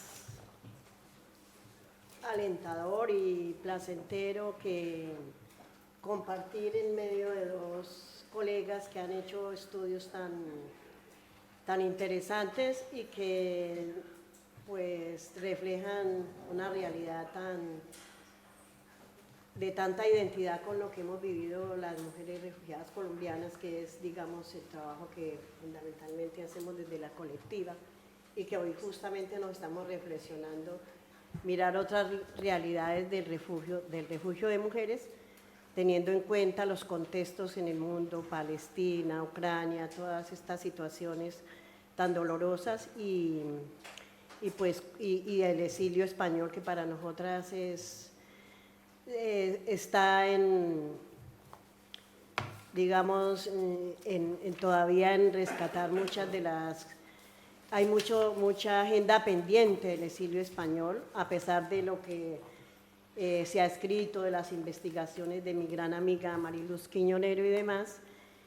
Pero bueno, agradecer a la Universidad de Alicante, que no es la primera vez que nos da la posibilidad de hacer de altavoz del trabajo de la colectiva de mujeres, del trabajo que Atelier de la mano con nosotras ha venido tejiendo desde hace 18 años, digamos así, y decir con mucho orgullo que no es gratuito tampoco que la colectiva, su origen fue aquí en la ciudad de Alicante, ¿no?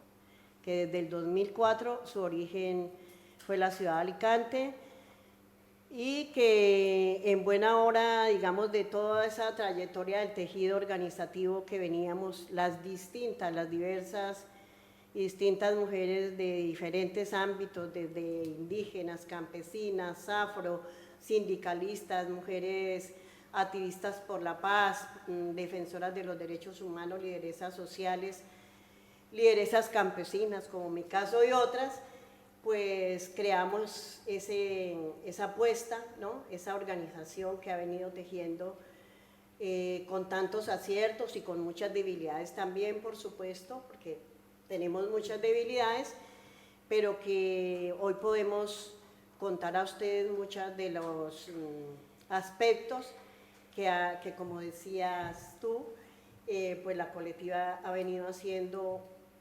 eco a lo que originalmente nos hizo crear este proceso organizativo, y es que después de ver el anonimato en que estábamos las mujeres exiliadas y refugiadas, después de toda casi una dictadura en Colombia también, no decretada dictadura, pero en el gobierno de extrema derecha de Álvaro Uribe Vélez y los anteriores gobiernos, y en la década de los 90, que se fortaleció el aparato paramilitar de extrema derecha, y que fue los años más cruentos de la guerra y donde peores efectos en la guerra hizo en la vida de las mujeres, pues nos inspiró y nos convocó a esta unión, a este trabajar colectivo, y de ahí nace ese proceso de la colectiva de mujeres refugiadas, no solamente para hacer la voz política de las mujeres en el exilio,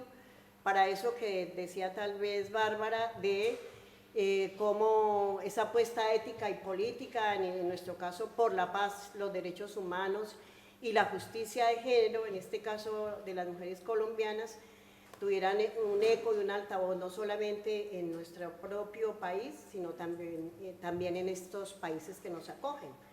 Porque lo importante, y quiero decir hoy, es que la colectiva no solamente hoy es aquí en territorio español, sino que estamos ya ramificadas en varios otros países del mundo, Bruselas, Ginebra, Suiza, Dinamarca, Panamá, Costa Rica, Alemania, en fin.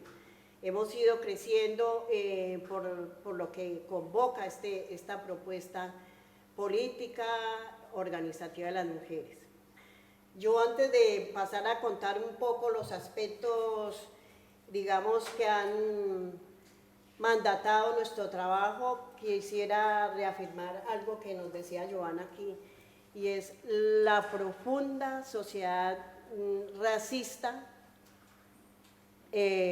con una mentalidad también colonialista, patriarcal y capitalista, por supuesto, de nuestro país. Y quería reflejar aquí dos aspectos muy importantes que nos dan cuenta de eso. Aquí tenemos a Celina González Arfuchana, que viene también de toda esa historia, sí, más de 30 años allí de trabajo con la Asociación Nacional de Mujeres Campesinas Indígenas, y hoy también en el exilio, en la colectiva. Y cómo cuando en las terceras jornadas de la Mesa de Mujeres, Derechos Humanos y Paz en Colombia, que nos ayudó a organizar nuestra querida Jun Quiñoneros, en un programa radial donde llegó Celina, contaba cómo su abuela, que aún vive con más de 100 años, cuando veía venir allá en las rancherías los jeepes, aquí los coches, ¿no? Le preguntaba a la mamá de Celina, María, pon cuidado, ¿ese jeep trae indígenas o trae gente? ¿Trae indios o trae gente? Es decir, que la mentalidad con la discriminación y el racismo tan fuerte en el país es que a las comunidades indígenas, a los pueblos indígenas, ni siquiera se les considera como personas, no son gente, ¿no? Y así mismo con las comunidades y ahí de lado con el campesinado, con las campesinas, ¿no?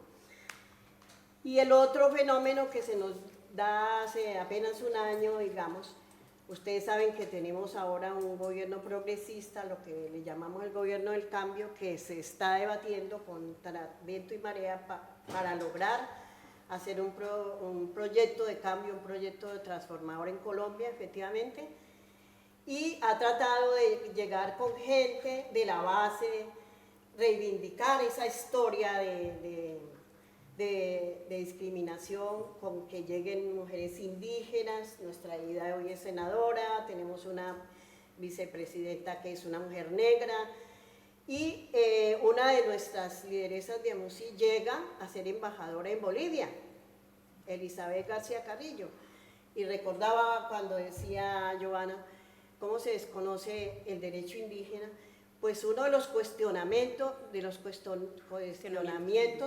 a esa embajadora es que, a ver, sus títulos oficiales, ¿no?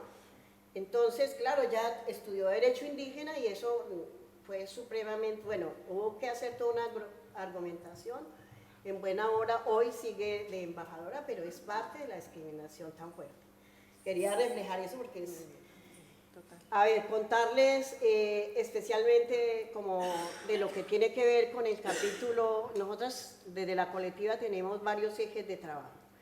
Hay un eje que yo creo que tiene que ver con el trabajo del día de hoy y con la exposición que, como Marina muy asertivamente invita a que nos pasemos por la universidad y echemos una mirada a la exposición de Mujer y Exilio, que será bien importante porque va a dar también muchos elementos de qué pasa con el exilio de las mujeres, donde van a encontrar las cartas que hacemos las mujeres a lo que se nos ocurrió, a los paramilitares en el país, a la guerrilla, al gobierno colombiano, a nuestra familia, cada quien desde su perspectiva, un llamado al derecho a la paz, ¿no? Entonces es bien interesante y hacemos un trabajo muy bonito, que es, cada una llevó los objetos de la memoria, después de 15, 20, 10 años, lo que llevemos en el exilio para nosotras que representa el principal objeto de la memoria,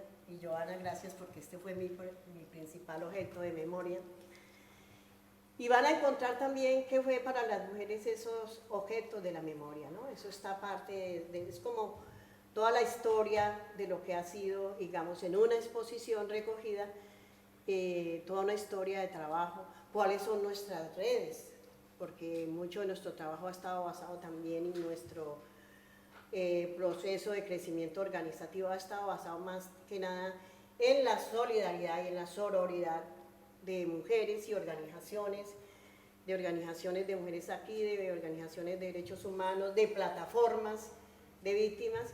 Y esa proactividad del trabajo colectivo, del trabajo en redes, ha ayudado a que la colectiva pueda cumplir de alguna manera con parte de su misión, y es ese accionar social y político, no solamente en favor de la paz, de los derechos humanos, de los derechos de las mujeres en nuestro país, sino también vincularnos a todos los procesos importantes aquí, el derecho a la vivienda, que en buena hora les tengo que contar que en el sitio donde vivo, que es un edificio de colombianos y colombianas, estamos con la amenaza de uno de los fondos buitres. Mañana viene el fondo buitre a ver cómo logra que nos saquen de allí, nos desahucien. Pero bueno, ahí ya tenemos toda una estrategia de cómo ya superamos el primer orden de lanzamiento. Estamos perteneciendo al sindicato de Carolinas, que defiende el derecho a la vivienda. Es decir, nosotras, las mujeres, desde la colectividad de mujeres refugiadas y migradas, no solamente estamos perteneciendo a esas redes transnacionales tan importantes, de las cuales hemos ayudado a gestar, como la Plataforma de Mujeres, Derechos Humanos y Paz, que está desde la propuesta de una ONG como Atelier, pero que acompañamos nosotras, el Foro Internacional de Víctimas, la Diplomacia Feminista por la Paz, que fuimos de alguna manera gestoras y que se logró un gran evento en Colombia para que las mujeres, en toda esta apuesta por la paz, también la Diplomacia Feminista por la Paz, cumplamos nuestra tarea, que la hemos venido cumpliendo, pero que se reconozca como tal, ¿no? Desde el saber empírico, desde nuestro caminar de la palabra, como dice Joana, pero que se reconozca ese trabajo que las mujeres hemos venido haciendo y que con toda la holgura y, digamos, el buen hacer, como dicen las comunidades indígenas, ¿cómo se llama? El mandar obedeciendo y el aprender haciendo, logramos nosotros hacer una incidencia muy fuerte ante las negociaciones de paz, en las negociaciones con la guerrilla más grande del país, que fue las antiguas FARC. Y logramos no solamente una agenda propositiva, de las cuales nos preciamos de que muchos de los puntos de la agenda firmada recogen nuestras propuestas, que tienen que ver con verdad, memoria, reparación integral, justicia, en fin, y la participación de las mujeres, la participación política de las mujeres, la reforma agraria para las mujeres, que ya veníamos trabajando desde el proceso de Mujeres a MUSIC, y en fin, y todos esos aspectos fueron recogidos por la Agenda de La Habana, ¿no? Entonces, ¿qué nos da como lección esto? Luego, cuando se crea la Comisión de la Verdad, que también fue una propuesta hecha desde aquí, por supuesto, con la alianza con las organizaciones de mujeres en Colombia también, nosotras hemos hecho el primer informe a una Comisión de la Verdad desde las mujeres en el exilio, por supuesto con la solidaridad de muchas organizaciones, especialmente también Atelier, pero ese informe que fue también recogido no solamente en el capítulo exilio, que fue un eje fuerte del trabajo de la Comisión de la Verdad, sino en el capítulo de género, que habla de mi cuerpo es la verdad. También nuestro informe tuvo un eco muy importante y creo que la colectiva se tiene que apreciar, y las organizaciones que nos han apoyado, también la academia, la Universidad de Valencia. Bueno, hemos perdido un poco el contacto con la Universidad de Alicante, pero en buena hora lo estamos recuperando, porque al principio yo me adueñé de la Universidad de Alicante, eso pasaba por allí todos los meses, con la Facultad de Ciencias, con la Facultad de Filología, con la Facultad de Derecho, en fin. Y bueno, también nos hemos implicado fuertemente con los movimientos feministas, el aula de debate feminista, la participación con la huelga del 8M de sus inicios, participando en regar la publicidad en los mercadillos, en el mercado central, en todos mis colegas en todas las regiones de España especialmente, y en otros países, participando activamente también de esa apuesta, ¿no? Entonces, digamos que ha sido un trabajo muy en colectivo, y decir que, haciendo eco de lo que decía Joana, también en esa apuesta de la liberación de la madre tierra y de volver a nuestros orígenes, hicimos una apuesta por la creación de una ecoaldea, donde la colectiva de mujeres fue gestora y logramos posicionar ese proyecto por más de 4 años. Desafortunadamente, los propietarios que se habían despojado de un pedazo de su finca para ese proyecto tan importante, donde no solamente hicimos acogida a mucha gente que llegó y que pudimos no solamente encaminar con todo su tema de regularización, de inserción sociolaboral, de aprendizaje de lo que es la agricultura ecológica, que me formé como maestra de agricultura ecológica, y una cantidad de aspectos tan importantes de la vida en comunidad, como empezamos a hacer una olla comunitaria para la mayoría de las familias que estábamos en la ecoaldea. Celina estuvo por ahí 5 meses y así era como un hogar de paso para todas nuestras personas exiliadas también aquí, no solamente compañeras, sino también compañeros campesinos, compañeros inclusive gente de aquí del propio territorio español, ¿no? Ese es un proyecto muy bonito que lo estamos escribiendo porque vale la pena y hoy está puesto para un proyecto de retorno que también la colectiva está proponiendo con todas las dificultades que hay aún en el país en relación a los temas de paz, pero estamos trabajándolo de la mano con instituciones en Colombia que le apuestan a proyectos como esos, teniendo en cuenta pues la nueva visión de país que se está impulsando desde el gobierno del cambio, ¿no?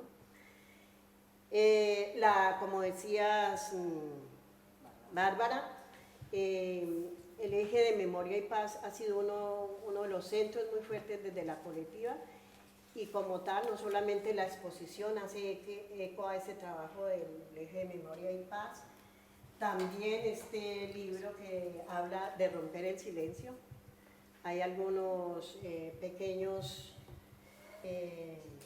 unos 7 testimonios y recopilación de testimonios de lo que ha significado la guerra en la vida de las mujeres, pero también la obra de teatro, que por todo ese relacionamiento, ese aporte que hicimos al proceso de paz con las guerrillas de las FARC, y luego nuestra participación activa, porque en recoger los testimonios a nivel internacional para mirar los efectos en las defensoras, en los defensores de derechos humanos, en los líderes sociales y todo el dolor de la guerra en el exilio, pues hubo un trabajo muy importante y las mujeres de la colectiva fuimos centrales en la recolección de testimonios para la Comisión de la Verdad. Eso dio pie para que la Comisión de la Verdad y el conocimiento de la obra de teatro que fue apoyada por el Centro de Memoria Histórica y la Cooperación Catalana fuera invitada. Nada más que 16 mujeres que armamos esa obra de teatro con el apoyo de María José Pizarro, que hoy es también una de nuestras senadoras estrellas, para ser presentada como uno de los pilares fundamentales en el día del lanzamiento del informe de la Comisión de la Verdad y hacer parte del legado, ¿no? Hace parte del legado de todo lo que quedó, de todos los hallazgos, de todo lo que aporta la Comisión de la Verdad para que sea motivo de estudio y de reivindicación, de recomposición ética y política también en este país, en los colegios, universidades, por los medios de comunicación, que como bien sabemos, los medios de comunicación que tradicionalmente han sido el establecimiento siguen ahí dando caña para que el modelo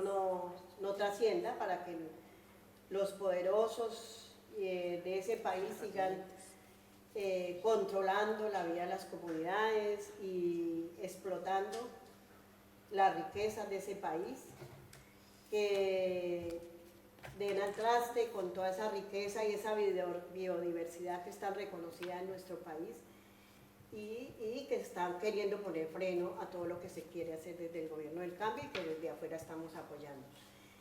Ese elemento, digamos, de la obra de teatro es muy importante y quería contarles también en buena hora hace parte de este proyecto en el cual estamos llevando la exposición de Mujer y Exilio, y en junio va a ser presentada en Valencia, ya Julia nos contará si ya tenemos sitio, y luego también en Sagunto, que es uno de los ayuntamientos que ha estado clamando que sea llevada la obra de teatro, así que invitadas todas y todos a ver esa obra de teatro, porque en Bogotá, cuando la llevamos en el marco del informe de la Comisión de la Verdad, había un auditorio para capacidad de 700 personas y se quedaron 300 por fuera.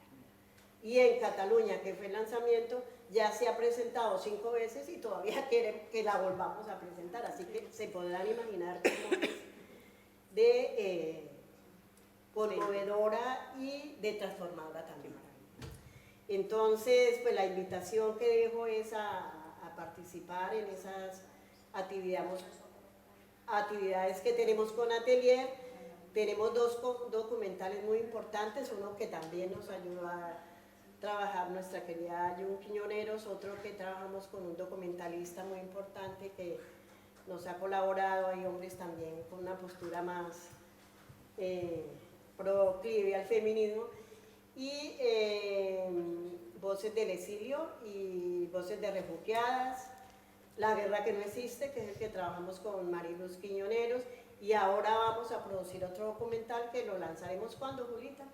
Pues por ahí, por junio también. Por junio también, alrededor de la presentación de la obra de teatro. Pues yo no me quiero extender muchísima más, porque contar la historia de la colectiva aquí pues me llevaría medio día, muy resumidamente, pero quería hablar específicamente de estos aspectos. Decir que como ustedes ven, es colectiva de mujeres refugiadas, exiliadas y migradas. Aquí las mujeres que se reconocen como migradas económicas también tienen un espacio, y como tal estamos trabajando con todo el tema de cómo cuidar a las cuidadoras, cómo trabajar el autocuidado y cómo hacer comunidad, ¿no?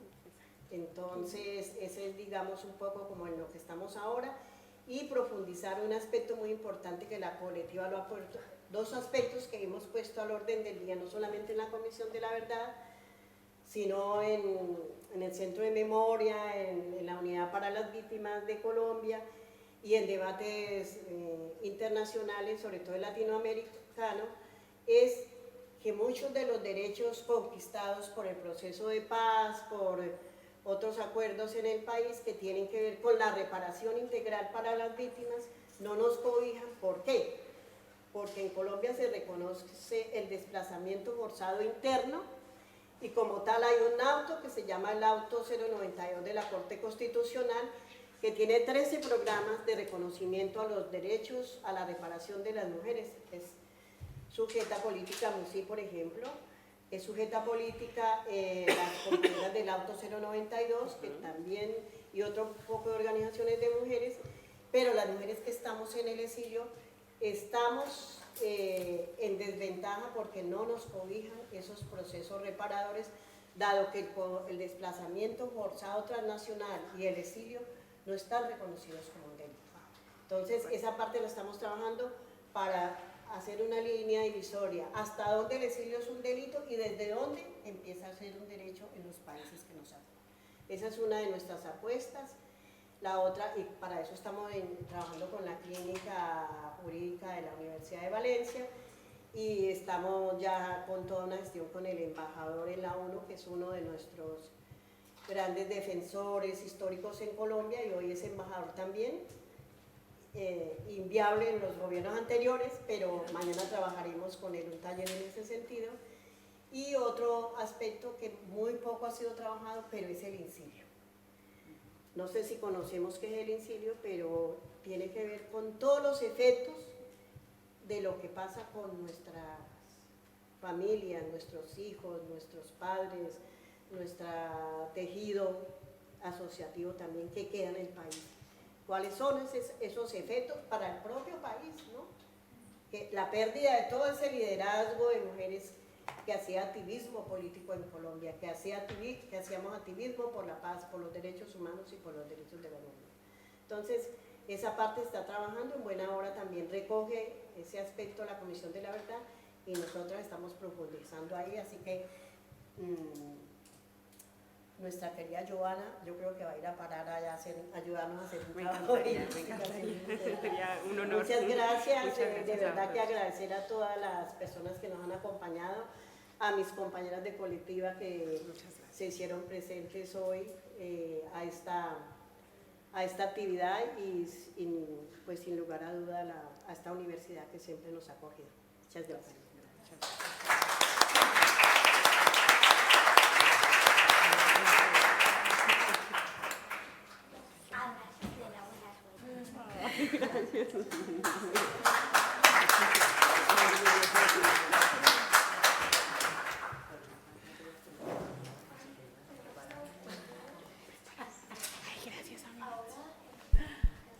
Bueno, si alguien quiere preguntar, intervenir, este es el momento antes de marcharnos.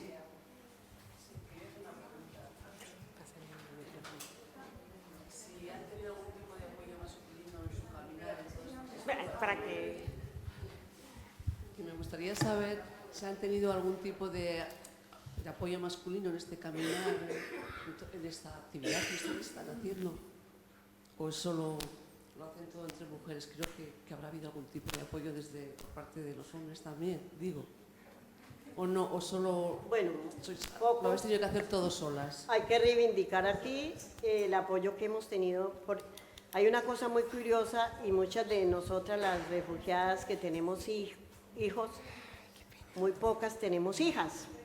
Entonces muchas de nosotras tenemos hijos varones, el caso mío y de la compañera coordinadora y otras colegas. Y de alguna manera lo que hemos sentido es un apoyo solidario muy importante y ya para nosotras eso es importante, como las que tenemos compañeros que también ha habido un apoyo importante a ese trabajo. Y yo en el fondo lo que sentimos es que se sienten orgullo de nuestro trabajo en red, de nuestro trabajo como colectiva y digamos de lo que ha sido nuestra historia de vida, ¿no?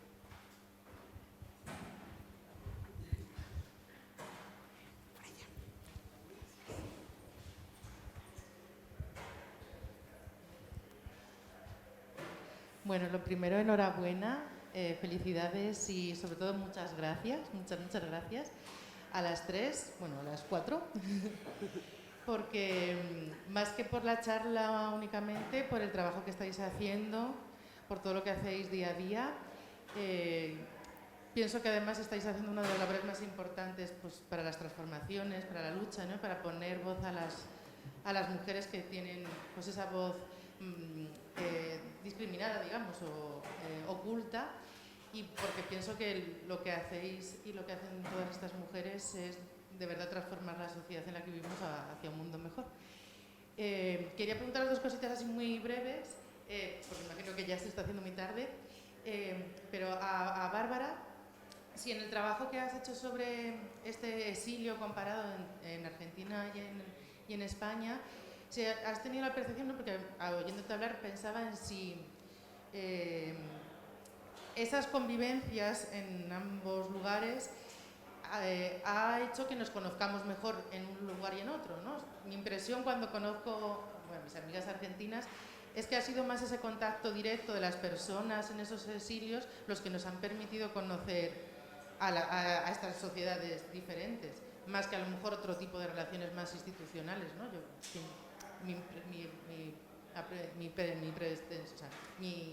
Lo que observo parece que es así.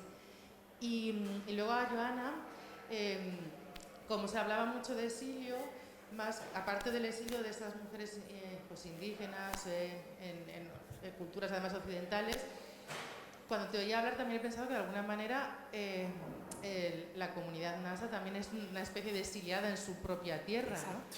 Es como si en tu propio lugar de repente te lo invaden y te quieren expropiar tu identidad. Sí, es, ¿no? Pues es así. Tal cual. Gracias. Bueno, yo por mi parte seré breve para que no desfallezcamos aquí en esta sala. Y quiero dar las gracias, ha sido un placer de verdad y estoy muy contenta de estar aquí. Yo quiero que nos sigamos cruzando y aprendiendo y poniendo en común todas estas cuestiones, que ha sido una maravilla de tarde. Y desde luego yo también es la impresión que estoy teniendo, yo no sé si porque la historia que yo estoy trazando está muy en diálogo con la historia social, la historia cultural y la historia desde abajo. Es la historia que pone el foco en la gente común, en las prácticas de los hombres, mujeres y diversidades que han ido construyendo lo que tenemos en la actualidad, y vemos efectivamente que sí, que más allá de las políticas institucionales que sirven en muchas ocasiones y que en ocasiones acompañan, pero esas políticas están hechas por seres humanos. Entonces yo donde veo que están los nexos de conexión es en estos viajes de ida y vuelta. No olvidemos que desde 1890 hay un proceso de emigración masiva desde España a Argentina. España, lo que pasa es que no sé por qué, en algún momento decide olvidar su pasado emigrante, su pasado como país expulsor de población, y se pone solamente la etiqueta de somos un país de inmigración, somos un país europeo y aquí lo único que vienen son personas inmigrantes y refugiadas. Vamos a ver si hemos estado desde siglos atrás, pero a finales del siglo XIX comienza un proceso que se denomina emigración masiva. Argentina, Cuba van a ser los principales destinos de llegada. Entonces, hay familias que se están cruzando, que se están mezclando, y exilios y migraciones de ida y vuelta en diferentes contextos. Entonces, desde luego que ahí tenemos espejos y tenemos historias de vida que nos unen, por supuesto. Gracias. Bueno, igual que Bárbara, muy agradecida más, porque la verdad es que estos espacios de reflexión para la acción son necesarios. Esperemos no haber salido ilesos de aquí, sino que nos quedemos con ideas, fuerza para ir a replicarlas allí. Y efectivamente, las mujeres indígenas en contexto de ciudad son exiliadas en su propio país. Todavía, incluso, yo me atrevo a decir lo que peor, porque no son sujetas de derechos, al contrario, cae sobre ellas todo el peso de sus vidas, del empobrecimiento y del racismo que hay, ¿no? Entonces, es doloroso ser una exiliada en tu propio territorio, pero también yo encuentro exiliadas aquí que están siendo exiliadas de la violencia de género. Las mujeres migrantes, yo encuentro que debido a cada vez más el empobrecimiento que viven con alquileres tan altos, que tienen que volver a casa de sus maltratadores o tienen situaciones de vulnerabilidad, son exiliadas de un patriarcado y un sistema patriarcal y capitalista que no les permite ser libres, ¿no? Entonces yo creo que es muy importante buscar alternativas, economías de resistencia y creativas para que no seamos exiliadas políticamente solamente, somos exiliadas emocional, cultural, social y en redes, ¿no? Entonces creo que la resistencia es bastante y es importante eso. Y también quiero contestarte, el rol del masculino, de los hombres, es fundamental, creo yo, que justamente ese rol de acompañar, ¿no? y de dejar hacer. Ahora ya no es tiempo de buscar protagonismo, sino de hacer equipo, que es un poco lo que yo le intento infundir a Martín, de que hagamos equipo con su padre y que hagamos equipo en esta realidad tan difícil como es la lacra del racismo y de la violencia de género. Y creo que hace muy bien los hombres que, como la academia, acompañan y no pretenden ser protagonistas. Gracias.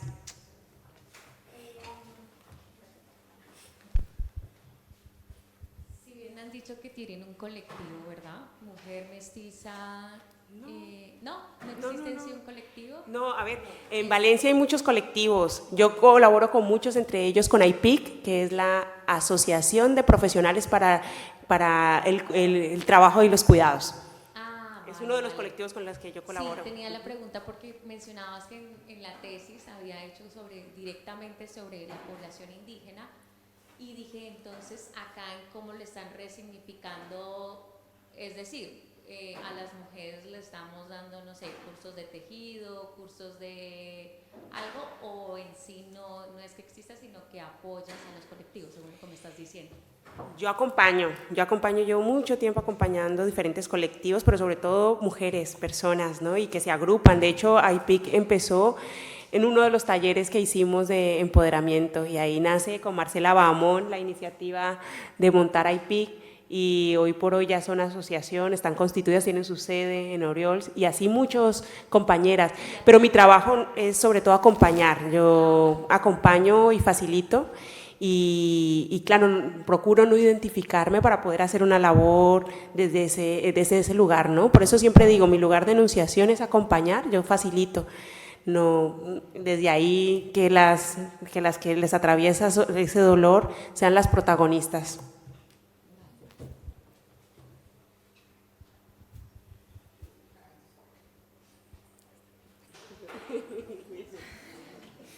Muchas gracias, muchas gracias. Gracias a vosotros.